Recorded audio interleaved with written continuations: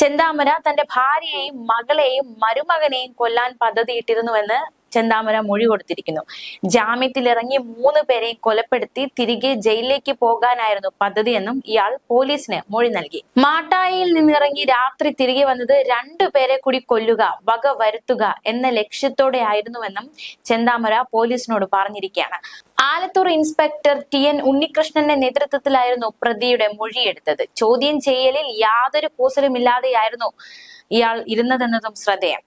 ചോദ്യങ്ങൾക്കെല്ലാം യാതൊരു കൂസലും ഇല്ലാതെയായിരുന്നു മറുപടിയും നൽകിയത്. അതേസമയം ജനരോക്ഷമുണ്ടായി. ഇതേ തുടർന്ന് ബുധനാഴ്ച പുലർച്ചെ നാടകീയമായി ചെന്താമരയെ ആലത്തൂർ DYSP ഓഫീസിലേക്ക് മാറ്റുകയും ചെയ്തു. പ്രതിയെ വിട്ടുകിട്ടണമെന്നാവശ്യപ്പെട്ട് നെന്മാറ സ്റ്റേഷന് മുന്നിൽ ജനം തടിച്ചുകൂടുന്ന സാഹചര്യം ഉണ്ടായി. കഴിഞ്ഞ ദിവസങ്ങളിൽ നമ്മൾ ആ കാഴ്ചകൾ കണ്ടതാണ്. ഗേറ്റ് തകർത്ത് നാട്ടുകാർ പ്രതിഷേധിച്ചു. ഇവരെ പോലീസ് ലാത്തി വീശി നിയന്ത്രിക്കുന്ന സാഹചര്യമുണ്ടായി.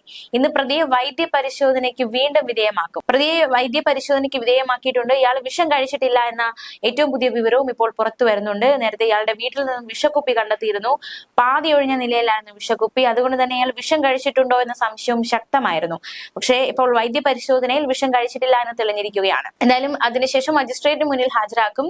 ആലത്തൂർ ഇൻസ്പെക്ടർ TN ഉണ്ണികൃഷ്ണന്റെ നേതൃത്വത്തിലാണ് പ്രതിയുടെ മൊഴിയെടുത്തത്. മാത്രമല്ല കഴിഞ്ഞ ദിവസം ഇയാൾ മറ്റൊരു മൊഴി നൽകി. സുധാകരന്റെ മരണം അബദ്ധത്തിൽ സംഭവിച്ചതാണ് എന്നാണ് ചെന്താമര പറഞ്ഞിരിക്കുന്നത്. വടിവാൾ വലിയ വടിയിൽ കെട്ടി പറമ്പിലേക്ക് പോകുകയായിരുന്നു.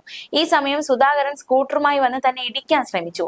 ഇതിനിടെ തന്റെ കയ്യിൽ ഉണ്ടായിരുന്ന വടിവാൾ അബദ്ധത്തിൽ സുധാകരന്റെ കഴുത്തിൽ കൊണ്ട് മുറിവേറ്റു എന്നാണ് ചെന്താമര പറയുന്നത്. സുധാകരൻ ആക്രമിക്കാൻ ശ്രമിച്ചപ്പോൾ അങ്ങോട്ട് വെട്ടുകയായിരുന്നു. ലക്ഷ്മി എതിർക്കാൻ ശ്രമിച്ചപ്പോൾ അവരെയും വെട്ടിയെന്നും ചെന്താമര പോലീസിനോട് പറഞ്ഞു. അതേസമയം നാട്ടുകാരി തന്നെയായ യുവതിയാണ് താൻ പ്രേമിച്ച് വിവാഹം കഴിച്ചതെന്നതടക്കമുള്ള ഒരു വെളിപ്പെടുത്തലൊക്കെ ചെന്താമര നേരത്തെ നടത്തിയിട്ടുണ്ട്. ചെന്താമരയിൽ നിന്നുള്ള മോശം അനുഭവങ്ങളെ തുടർന്നാണ് ഭാര്യയും മകളും വേർപിരിഞ്ഞത്. സുധാകരന്റെ ഭാര്യ സജിത കാരണമാണ് ഇവർ വേർപിരിഞ്ഞത് എന്നാണ് ഇയാളുടെ തെറ്റിദ്ധാരണ. ഒരു ജ്യോത്സ്യനും ഇത്തരത്തിൽ മുടി നീട്ടി വളർത്തിയ ഒരു സ്ത്രീ കാരണമാണ് കുടുംബം തകർന്നത് എന്നതടക്കമുള്ള ഒരു നിർദ്ദേശം നൽകിയിരുന്നു. ഇതിന്റെ അടിസ്ഥാനത്തിലാണ് മുടി നീളമുള്ള സജിതയെ ഇയാൾ കൊലപ്പെടുത്തിയത്. സ്റ്റേഷനിൽ എത്തിയുടൻ തനിക്ക് വിശക്കുന്നു, ഭക്ഷണം വേണം എന്നതടക്കമുള്ള ആവശ്യമായിരുന്നു ഇയാൾ മുന്നോട്ട് വെച്ചത്. തുടർന്ന് ഭക്ഷണം എത്തിച്ചു നൽകുകയും ചെയ്തു. ചെന്താമര ക്ഷീണിതനായിരുന്നു. ഭക്ഷണം കഴിക്കാനായി വീട്ടിലേക്ക് വരികയായിരുന്നു. അതിനിടയിലാണ് പിടിയിലായതെന്ന് SP അജിത് കുമാറും വ്യക്തമാക്കി. പെട്ടെന്നുണ്ടായ പ്രകോപനമാണ് സുധാകരനെ കൊലപ്പെടുത്താൻ കാരണമായത്. തലേ ദിവസം സുധാകരനുമായി തർക്കമുണ്ടായി. ഭാര്യയെ കൊന്നതിന് കാണിച്ചു തരാമെന്ന് സുധാകരൻ പറഞ്ഞു. ഇതോടെയാണ് സുധാകരനെ കൊല്ലാൻ തീരുമാനിച്ചത്. കൊലപാതകത്തിന് ശേഷം 36 മണിക്കൂർ നീണ്ട തിരച്ചിലിനൊടുവിലാണ് ഇന്നലെ രാത്രി 10:30 ചെന്താമരയെ പോത്തുണ്ടിക്ക് സമീപം മാട്ടായിലെ വീടിന് സമീപത്തെ വയലിൽ നിന്ന് പോലീസ് പിടികൂടിയത്.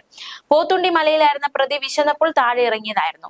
ചൊവ്വാഴ്ച രാത്രി 7:30 ചെന്താമരയെ പോത്തുണ്ടി മലയിൽ കണ്ടതിനെ തുടർന്ന് പോലീസ് നാട്ടുകാരുമായി ചേർന്ന് തിരച്ചിൽ നടത്തിയിരുന്നു.